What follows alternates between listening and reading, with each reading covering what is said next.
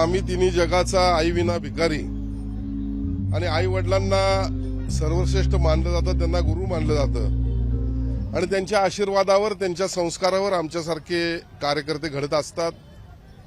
त्यांच्या विचारांची शिदोरी घेऊन माझ्या जीवनामध्ये अखंडपणे मी सामाजिक कामाचा वसा घेत माझा प्रवास सुरू ठेवलेला आहे.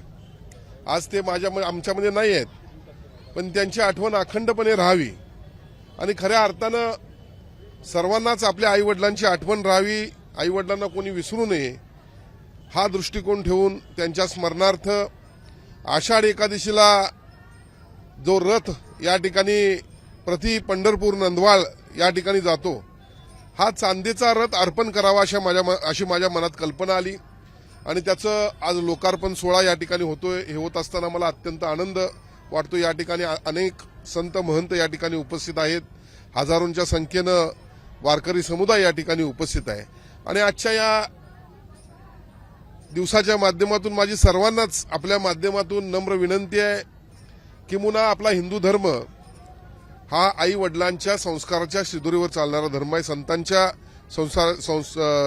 विचारांच्या शिदोरीवर चालणारा आपला धर्म आहे. आपल्या आई वडिलांना कोणी विसरू नये. आपल्या जीवनामध्ये आपण कितीही मोठं झालो तरी जे कोणी आपल्याला मोठं केलं असेल ते सर्वात पहिला आपले आई वडील असतात, जन्मदाते असतात. त्यांना कुणीही विसरू नये असं आपल्या माध्यमातून मी सर्वांना आवाहन करतो.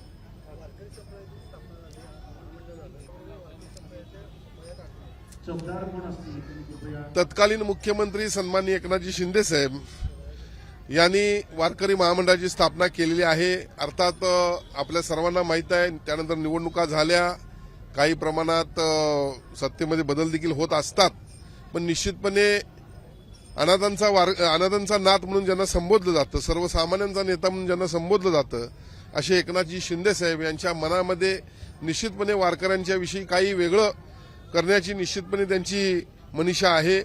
आणि आपल्याला माहीत असेल, वारकऱ्यांचे अनेक अपघात होत असताना लाखो रुपये त्यांना मदत करणारा एकमेव नेता एकनाथ शिंदे आहे आणि त्यामुळं वारकऱ्यांच्या दिंड्यांना मदत करण्याचा विषय असेल किंवा अनेक इतर गोष्टी असतील, निश्चितपणे पुढच्या काळामध्ये या महामंडळाच्या माध्यमातून आम्ही साध्य करू असं मला या ठिकाणी म्हणावंसं वाटतं.